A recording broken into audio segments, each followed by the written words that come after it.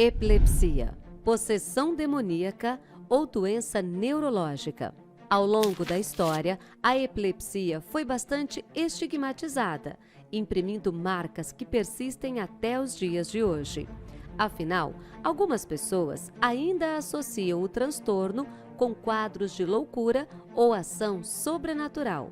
A doença já recebeu diversos nomes no decorrer da história, os quais permitem conhecer o contexto médico, social e cultural em diferentes períodos e entender como o quadro acompanha o ser humano há milhares de anos. Existem registros de quadros epiléticos que datam os tempos da Babilônia, 2500 a 600 a.C., e entre os gregos antigos, ela ficou conhecida como doença sagrada, pois acreditavam que, na verdade, a pessoa era possuída por uma divindade, não demônio. A primeira pessoa a considerar que a epilepsia era provocada pelo cérebro foi Hipócrates, em torno de 460-375 a.C. No entanto, foi só no século XVIII que o quadro passou a ser efetivamente estudado pelo núcleo de neurologia da época. Ainda hoje, a epilepsia é bastante associada à área religiosa de diversas crenças e muitos pacientes buscam apenas a cura espiritual.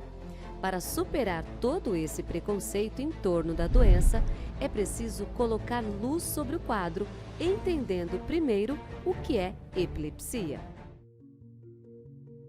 A epilepsia é uma condição em que o paciente tem crises convulsivas de forma repetida. Diferentemente daquela pessoa que teve uma crise convulsiva na vida, muitas vezes induzida por algum evento externo, a epilepsia normalmente envolve alguma alteração estrutural ou da função do cérebro. Essa epilepsia funciona como se fosse um curto-circuito da parte elétrica do cérebro. E por causa disso, o indivíduo vai ter crises convulsivas, sendo que o tipo mais conhecido de crise convulsiva é a que a gente chama de tônico-clônica generalizada, que é aquela que normalmente a pessoa perde a consciência, começa a se debater, salivar demais, muitas vezes pode perder a urina ou soltar as fezes. Essa condição da epilepsia pode ser primária, nos casos em que há simplesmente uma alteração funcional da estrutura do cérebro, mas ela também pode ser secundária. Muitas vezes há tumores cerebrais, eventualmente pós-AVC, ou então em casos de malformações cerebrais que a gente pode chamar de displasia ou esclerose. Um dos maiores desafios no combate à epilepsia é entender e associar seus sintomas à doença. Como é de ordem funcional, os sintomas podem passar despercebidos ou serem bem visuais, como as crises epiléticas, o que assusta as pessoas do entorno. E sem conhecer a condição, podem levar a interpretações equivocadas e tendenciosas ao sobrenatural. Para superar esse susto inicial, vamos entender como a epilepsia se manifesta. A epilepsia, por ser uma doença funcional, ela tem a característica de ter esse desbalanço do funcionamento elétrico do cérebro e muitas vezes ela vai ter os eventos sem necessariamente dar nenhum sinal. Os sintomas mais comuns, além dessa crise tônico-clônica generalizada, vão variar de acordo com o local onde as crises começam no cérebro e também com o quanto elas se espalham ou não pelo cérebro. A manifestação da epilepsia envolve esquecimento súbito, desmaios e distúrbios do movimento, sensoriais, de humor e de função cognitiva. Além disso, temos as crises epiléticas, que podem ser parciais com a manifestação de alguns sintomas mencionados ou generalizadas com a presença de convulsões.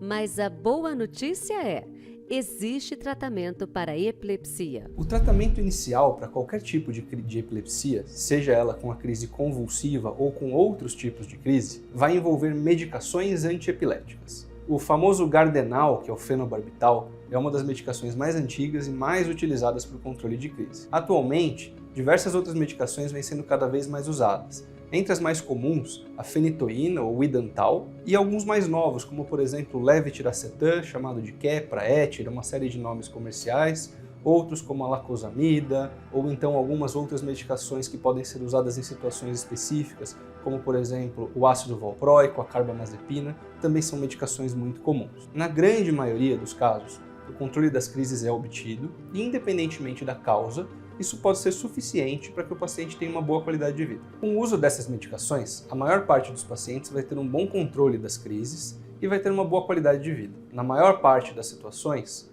é possível tratar também a epilepsia com uma única medicação, mas existem os casos refratários, nos quais várias medicações podem ser associadas para atingir um bom controle. Ainda assim, existe o risco de, mesmo com essas medicações, algumas situações na estrutura do cérebro, principalmente nos casos secundários, não serem possíveis de serem completamente controlados. E quando o uso do medicamento não é suficiente?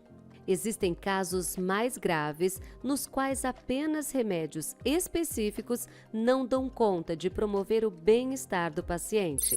Então, o que fazer? Nesses casos em que a medicação não é suficiente para obter o controle da epilepsia e o paciente ficar sem crises, caso a investigação tenha mostrado para a gente alguma lesão na estrutura do cérebro ou alguma lesão secundária, mesmo que não houvesse indicação de operar, por exemplo, um tumor, porque ele seria um tumor benigno pequeno, se ele estiver levando a crises que não possam ser controladas com medicação, uma opção pode ser realizar a cirurgia para a remoção desse tumor. Existem ainda casos onde, apesar da semelhança dos sintomas com a epilepsia, não se trata da doença em questão, mas de alguma outra intervenção, especialmente no hipocampo, que pode dar sinais semelhantes, mas de maneira pontual, como o caso de esclerose mesial temporal.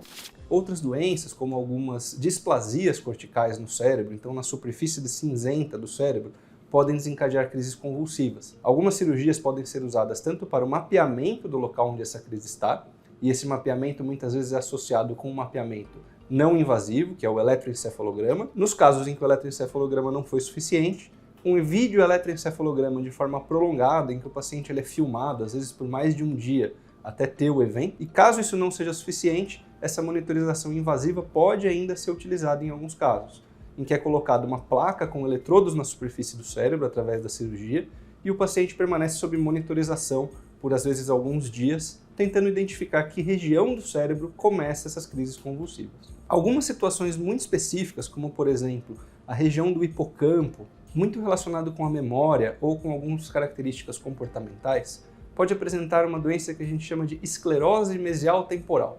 Uma alteração nessa região pode desencadear crises convulsivas que não vão ter necessariamente aquela perda de consciência. Crises em que muitas vezes o paciente pode começar a falar palavras que ele não queria dizer, ou e às vezes nem perceber isso, ou então ter movimentos em pequenas partes do corpo, às vezes só num braço, só numa perna.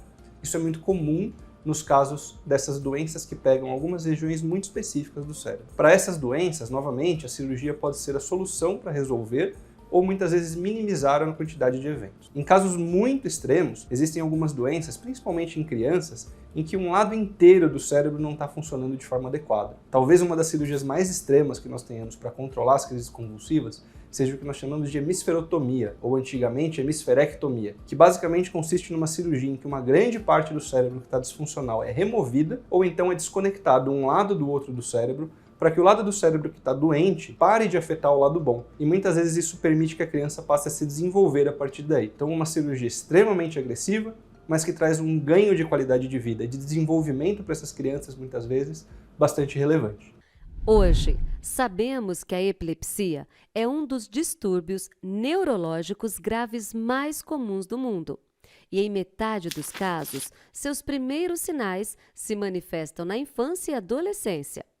Apesar de não ter cura, a maioria das pessoas consegue levar uma vida normal e com qualidade. Para isso, é preciso seguir o tratamento multidisciplinar. O estudo da epilepsia ele vem sendo cada vez mais abordado de forma multidisciplinar. Então, a conjunção de neurologistas especializados em epilepsia, junto com neurocirurgiões que consigam avaliar essa característica, é essencial. Dificilmente, um desses profissionais sozinho vai conseguir fazer o tratamento completo do tratamento da epilepsia muito refratária. Fazer parte do tratamento com um time bem alinhado e bem experiente com essas crises de um controle mais difícil é essencial para esses pacientes que têm essas crises que podem ter um impacto muito grande na sua qualidade de vida.